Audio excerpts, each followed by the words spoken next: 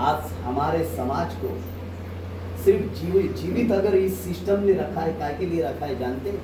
कि घर से चलकर बूथ तक वोट डालने के लिए जीवित रखा है, नहीं तो वो कब का हमें मार दिए होते। अगर ये राजा बनने का अधिकार, राजा चुनने का अधिकार अगर जनता के पास नहीं होता, इंग्लैंड में चुनाव का, वोटिंग का अधिकार किसको था जानते हैं? सिर्फ जो पढ़े लिखे लोग थे और जो टैक्स पे करते थे उनको ही अधिकार था।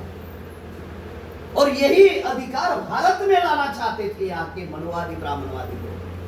लेकिन डॉक्टर बाबा साहब आम्बेडकर ने कहा कि हमारा समाज पढ़ा लिखा नहीं है, उस वजह से ना नौकरी कर रहा है, ना हमारे समाज के पास संपत्ति रखने का अधिकार था, इस वजह से हमारे लोग टैक्स पे नहीं करते। इसलिए बाबा साहब आम्बेडकर ने कहा कि हमारे लोगों को उम्र के आधार पर वोट का अधिकार दिया जाए। उस वक्त की उम्र निर्धारित की गई थी 21। राजीव गांधी के कार्यकाल में उम्र निर्धारित की गई 18। ये मौलिक बात आप लोगों को बताई जा रही है कि हम राजा बनना चाहते हैं, इस देश के शासक बनना चाहते हैं, जल जंगल जमीन सुरक्षित रखना चाहते हैं, तो हम लोगों को टाइम, टैलेंट, मनी आंदोलन में इन्वेस्ट करनी होगी। जो संगठन आप लोगों ने बनाया उस संगठन में इन्वेस्ट करना होगा। टाइम देने वाले लोगों को समय देना होगा। जो लोग पैसे नहीं दे सकते वो लोग समय देना होगा। जो लोग समय नहीं दे सकते, फंड दे सकते, जैसे कर्मचारी है उनके पास समय नहीं होता, तो वो लोगों को फंड देना। जो बात आपको बताई जाए, इस बात को हम लोगों को साथियों ध्यान में रखना होगा। बहुत मौलिक बातें आप लोगों के समक्ष बताई जा रही है।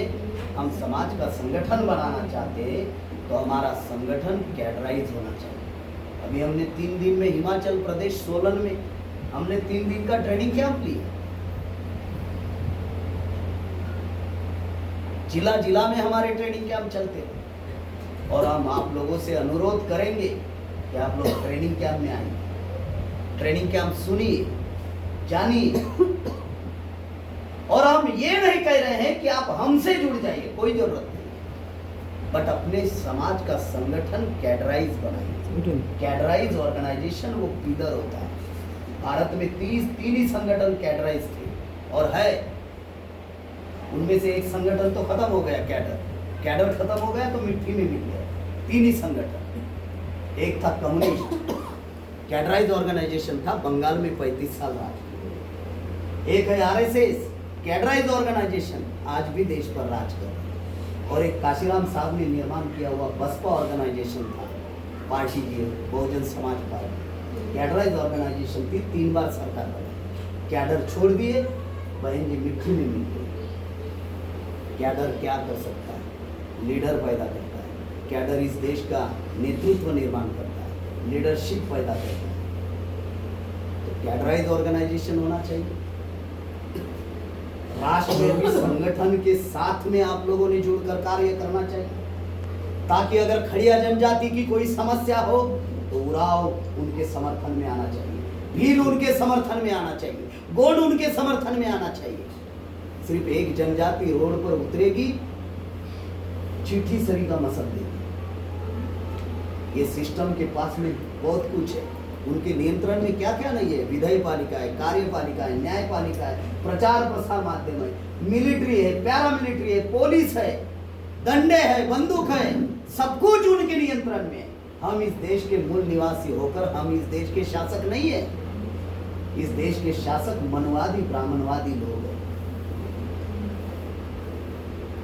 संविधान में अधिकार है, संविधान हमारे समर्थन में। हमारे महापुरुषों ने जितने भी आंदोलन चलाए, 2 कारण थे। जितने भी महापुरुष आदिवासी, चाहे पारिक उपार लिंगों से लेकर जयपाल सिंह मुंडा तक पकड़ लीजिए, अभी तक हम लोगों ने जो रिसर्च लाया है, करीबन 55 महापुरुषों का रिसर्च है। हमारे संगठन के बैनर में जो महापुरुषों के फोटो है, करीबन 55 महापुरुषों के फोटो है। इन महापुरुषों ने जो आंदोलन चलाए, 2 ही वजह थी आंदोलन की। पहली, जिन्होंने कला, सभ्यता, संस्कृति, अस्तित्व और पहचान को खत्म करने का प्रयास किया, उनके विरोध में हमारे महापुरुषों ने विद्रोह किया, उन्मूलन किया। पहला कारण। दूसरा कारण, जिन्होंने जल जंगल जमीन छीनने की कोशिश की, उनके विरोध में हमारे महापुरुषों ने विद्रोह किया। करीबन 1250 लड़ाइयां इस देश में आदिवासियों ने लड़ी, और हम आदिवासियों का इतिहास है कि हमने कभी सरेंडर नहीं किया है किसी के पास। अन्य समूहों का इतिहास सरेंडर का हो सकता है, लेकिन हमारे समाज का इतिहास सरेंडर का इतिहास नहीं है। इतनी मार्शल कौम है आदिवासी, जो अभी तक सरेंडर नहीं और होगी भी नहीं। लेकिन सिर्फ पॉपुलर वे में काम करने से हमारी समस्या का समाधान नहीं होगा, हमें प्रॉपर वे में काम करना होगा। थोड़ा समय लगेगा, चलेगा। हमारे समाज का पहले से ही बहुत सारा सत्यानाश हो चुका है। हमारी एक गलती आने वाली पीढ़ी को नुकसान पहुंचा सकती है, इसलिए अब हमें कोई भी गलती नहीं करना चाहिए। और जो ये दो कारणों की वजह से इस देश में आदिवासियों के विद्रोह हुए, उलगुलान हुए, आंदोलन हुए, उसी बात को सीएनटी और एसपीटी एक्ट में लिखा हुआ है, उसी बात को अधिकार के तौर पर संविधान में लिखा हुआ है। और संविधान की आर्टिकल 244 5वीं अनुसूची बनाई, सेल्फ गवर्नेंस, आदिवासियों के लिए स्वायत्त शासन। स्वायत्त शासन का अर्थ क्या है? केंद्र सरकार से आदिवासियों को 1 रुपया मांगने की जरूरत नहीं है, तो आदिवासी खुद का राज खुद निर्माण करेगा। करीबन हम लोग 21 डिपार्टमेंट निर्माण कर सकते हैं। फिर सवाल खड़ा हुआ कि अगर खुद का राज आदिवासी निर्माण करेंगे तो चलाएगा कौन? अगर भारत सरकार को इंटरफेयर नहीं करना है तो चलाएगा कौन? तो 2 लोग चलाएंगे, एक जनजाति सलाहकार परिषद और दूसरी आदिवासी पंचायत, जिनको पेशा एक्ट के अंतर्गत पारंपरिक ग्राम सभा कहते हैं। हम लोग स्कूल का निर्माण कर सकते हैं, हम लोग कृषि विभाग का निर्माण कर सकते हैं, स्वास्थ्य विभाग का, ऐसे 21 डिपार्टमेंट। हमें केंद्र सरकार के स्कूल कॉलेज की जरूरत नहीं है, उनके नौकरी की जरूरत नहीं है। जैसे यूनिवर्सिटी एटोनॉमस होती है, उसी प्रकार से हमारा स्वशासन एटोनॉमस होगा। अब सवाल खड़ा होता है कि अगर सेल्फ गवर्नेंस निर्माण करना है, स्वायत्त शासन निर्माण करना है, और सरकार से अगर रुपया नहीं लेना है, तो पैसा, बगैर पैसों से स्वायत्त शासन तो निर्माण नहीं होगा, फिर पैसा कहां से आएगा? तो इसीलिए 6वीं अनुसूची बनाई गई और वहां पर लिखा गया कि जल जंगल जमीन का मालक आदिवासी होगा, और आदिवासी जिस क्षेत्र में निवास करते हैं वहां पे 89 प्रकार के धातु है, सोने है, चांदी है, हीरे है, ज्वार है, मोती है, ग्रेनाइट, मैग्नाइट, प्रोटीनियम, यूरेनियम, बक्साइट, और उसकी कीमत आज वर्तमान में लगभग 90,000 लाख करोड़, 90,000 लाख करोड़। ये धातु कोई भी सरकार नहीं निकल सकती, कोई भी सरकार, किसी राज्य की सरकार या देश की केंद्र सरकार धातु नहीं निकाल सकती। अगर धातु निकालना है तो जनजाति सलाहकार परिषद और पारंपरिक ग्राम सभा की परमिशन लेनी होगी, तब धातु निकाल सकती है। अगर परमिशन दी भी हम लोगों ने तो सरकार को रॉयल्टी देनी होगी, और वो रॉयल्टी भारत सरकार के किसी भी बैंक में, नेशनलाइज बैंक में जमा नहीं होगी, तो रॉयल्टी जमा होगी हर जिला में, हम आदिवासियों की शेड्यूल एरिया में सेपरेट बैंक होगी, और उस बैंक का नाम होगा DAC। जैसे SBI है, BOB है, bank of Baroda, state bank of India, उसी प्रकार से DAC मतलब डिस्ट्रिक्ट एटोनॉमस काउंसिल में वो रॉयल्टी जमा होगी, और उस रॉयल्टी के आधार पर आदिवासी अपना खुद का स्वशासन निर्माण कर सकते हैं। विधानसभा, लोकसभा ने कानून बनाए तो भी हमारे क्षेत्र में लागू नहीं होता। मुख्यमंत्री और प्रधानमंत्री को हमारे क्षेत्र में हस्तक्षेप करने का अधिकार नहीं है। हमारे क्षेत्र में सिर्फ राज्यपाल और राष्ट्रपति हस्तक्षेप कर सकता है। अगर हमारे समाज के ऊपर कोई अन्याय अत्याचार होता है तो हमारा निवेदन राज्यपाल, राष्ट्रपति को जाना चाहिए। इसलिए पेशा एक्ट बनाया गया 5वीं अनुसूची को अमल में लाने के लिए, panchayat extension to schedule area, उस पेशा एक्ट में पारंपरिक ग्राम सभा बनाई गई, पारंपरिक ग्राम सभा को पावर दिया गया। लेकिन देश में जहां जहां भी पारंपरिक ग्राम सभा का गठन हो रहा है, एक भी पारंपरिक ग्राम सभा रिकॉग्नाइज बाय गवर्नमेंट नहीं, एक भी। कैसे होगी? पारंपरिक ग्राम सभा में कम से कम उस गांव के 90% आदिवासी जो मकान है उसके हाउस होल्ड, उसके सदस्य रहते हैं। और जब आप कमिटी का गठन करते हो तो वो कमिटी का प्रपोजल आपको राज्यपाल राजभवन में भेजना होता है, वहां से रिकॉग्नाइज होकर आती है और उसकी 2 कॉपी 21 डिपार्टमेंट में देनी होती है। अभी तक हम लोगों ने इस प्रकार से पारंपरिक ग्राम सभा का हम लोगों ने गठन नहीं किया। अगर रिकॉग्नाइज होगी तो पारंपरिक ग्राम सभा रजिस्टर्ड मेंटेन करेगी। कलेक्टर को भी अगर हमारे गांव में आना है तो पारंपरिक ग्राम सभा की परमिशन लेनी होगी, चाहे कलेक्टर हो, तहसीलदार हो, बीडीओ हो, पीआई हो। अगर इनको परमिशन लेनी पड़ेगी तो हमारे गांव के आसपास या गांव में अगर कोई कंपनी आएगी तो वो बगैर परमिशन से तो आएगी नहीं। लेकिन रिकॉग्नाइज बाय गवर्नमेंट पारंपरिक ग्राम सभा ना होने की वजह से सबसे ज्यादा सत्यानाश हुआ है। आप लोगों को बताने के लिए बहुत सारी चीजें हैं, लेकिन ये मेन चीज इसलिए बताई जा रही है कि अभी हमारे पास अगर कोई विकल्प बचा हुआ है तो वो है पारंपरिक ग्राम सभा का विकल्प हमारे पास बचा हुआ है। 24 जिले हैं झारखंड में, 17 जिले शेड्यूल एरिया में, ये रांची भी शेड्यूल एरिया में। जो परिस्थितियां बता रहे बहुत गंभीर परिस्थितियां हैं, इसीलिए संविधान हमारे समर्थन में है लेकिन अमल करने वाले लोग हमारे नहीं। उन्होंने ऐसे ऐसे कानून बनाए कि आप लोग अंदाजा नहीं लगा सकते कि 2016 में उन्होंने यूसीसी नाम का कानून लाया, यूनिफॉर्म सिविल कोड। अभी उसकी चर्चा चल रही मध्य प्रदेश में। अगर वो गलती से मध्य प्रदेश में लागू हुआ तो पूरे देश भर में लागू हो जाए। क्या हमारे लोगों को यूनिफॉर्म सिविल कोड मालूम है? यूनिफॉर्म सिविल कोड एक समान नागरिक संहिता का कानून वो लाना चाहते हैं। क्यों? क्योंकि इस देश को वो हिंदू राष्ट्र नहीं ब्राह्मण राष्ट्र बनाना चाहते हैं। और आरएसएस ने इस देश का नाम भी तय करके रखा है, आर्यव्रत। भारत भी नाम बदलने की प्रयास हुई, आर्यव्रत। वो बोल रहे हिंदू राष्ट्र बनाएंगे, हिंदू राष्ट्र बनाएंगे। हिंदू राष्ट्र उनका मकसद नहीं है, ब्राह्मण राष्ट्र उनका मकसद है। और इसलिए वो यूनिफॉर्म सिविल कोड लाना चाहते हैं। अगर यूनिफॉर्म सिविल कोड अगर अमल में आ गया तो हमारे कस्टमरी लॉ खत्म हो जाएंगे और कस्टमरी लॉ हमारी पहचान है।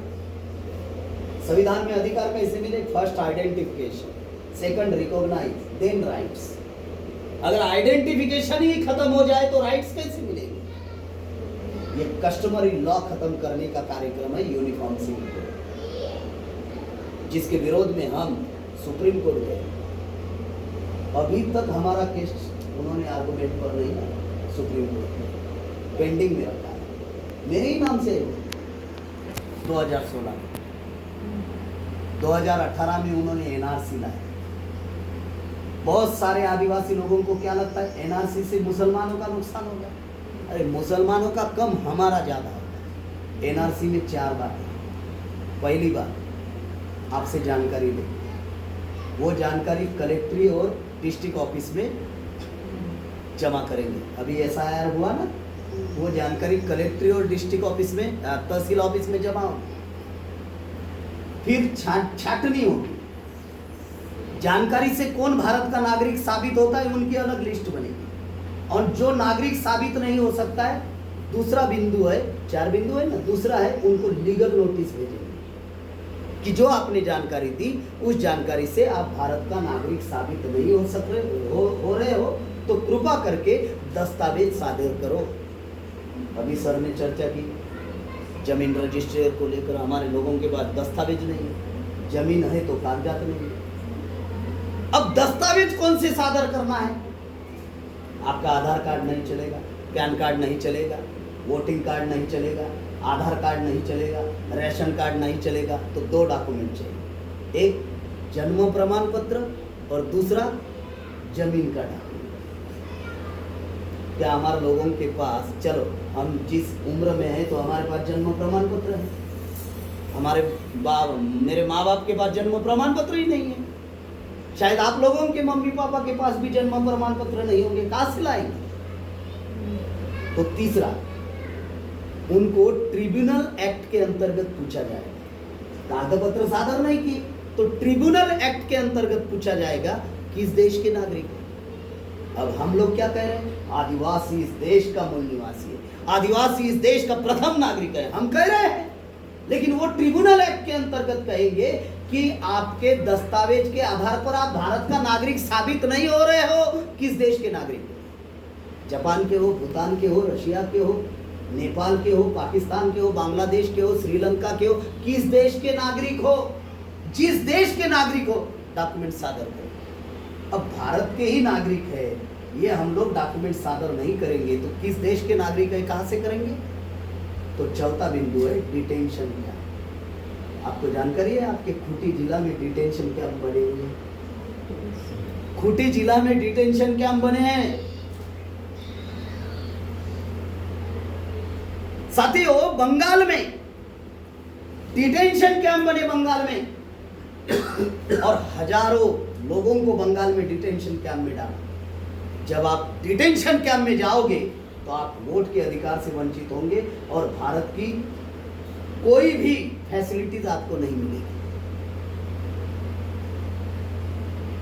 जब बंगाल में डिटेंशन कैंप में लोगों को डाला तो एक ने हाई कोर्ट में अपील की, वकील के माध्यम से,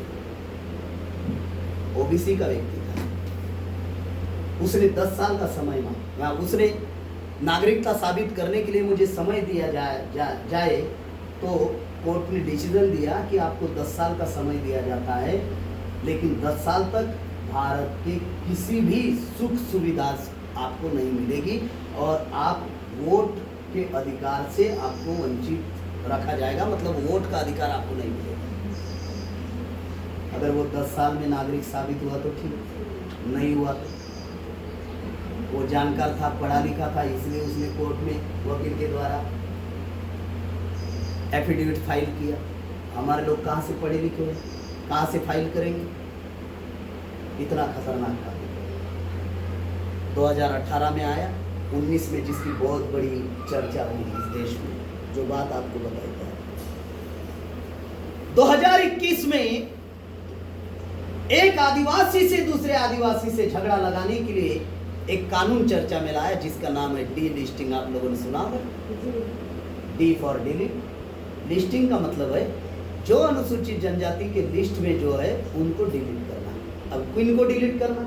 तो जिन आदिवासियों ने धर्म परिवर्तन किया उन आदिवासियों को डी लिस्टिंग के द्वारा शेड्यूल्ड ट्राइब के लिस्ट से डिलीट करना। भारत में आदिवासी 7.5% है, शासन प्रशासन में 79 साल हो रहे 4.3% है, इंक्लूड ईसाई आदिवासी। कितना है? 4.3%। मतलब 79 साल में 7.5% आदिवासी अभी तक फुलफिल नहीं, इसलिए इंक्लूड शब्द का। अब आदिवासियों ने ईसाई धर्म स्वीकारा है, ऐसा है तो आदिवासी मुसलमान बने हुए, आपको जानकारी नहीं होगी। महाराष्ट्र का खानदेश एरिया, जलगांव जिला, तड़वी नाम की जनजाति है, इस्लाम को कबूल की है, पूरी जनजाति। आप बंगाल जाओगे, दार्जिलिंग साइड में, सिलीगुड़ी साइड में बहुत सारे आदिवासी बुद्धिस्ट बने हुए हैं। छत्तीसगढ़ में एक तारिका लकड़ा नाम की महिला है, सिख बनी है, आदिवासी। यूट्यूब पर आप सर्च करो तारिका लकड़ा, सिख बनी हुई। लेकिन चर्चा किसकी हो रही? जो आदिवासी ईसाई धर्म को स्वीकारे हैं, चर्चा उनकी हो रही। एक तो पहले से ही जंगल में जो हमारे नक्सलाइट कहा जा रहा है, मारा जा रहा है। जब पुलिस फोर्स वहाँ पर भेजती है तो पुलिस जाने वाले भी आदिवासी होते हैं, उधर नक्सलाइट भी हमारे आदिवासी लोग, दोनों के बीच में लड़ाई, मरने वाला तो आदिवासी होता है। यही प्लान है। दोधारी तलवार का इस्तेमाल किया जा रहा है। दोधारी मतलब दोनों साइड से धार। इधर घुमाएंगे जो दो धर्म परिवर्तित आदिवासी है वो कटेंगे, और इधर घुमाएंगे तो जो अपने आप को हिंदू कहते हैं वो कटेंगे, क्योंकि आदिवासी हिंदू नहीं है। ये हाई कोर्ट और सुप्रीम कोर्ट के 16 जजमेंट है कि आदिवासी हिंदू नहीं है। और अभी स्वयं मोहन भागवत कह रहे हैं हिंदू नाम का कोई धर्म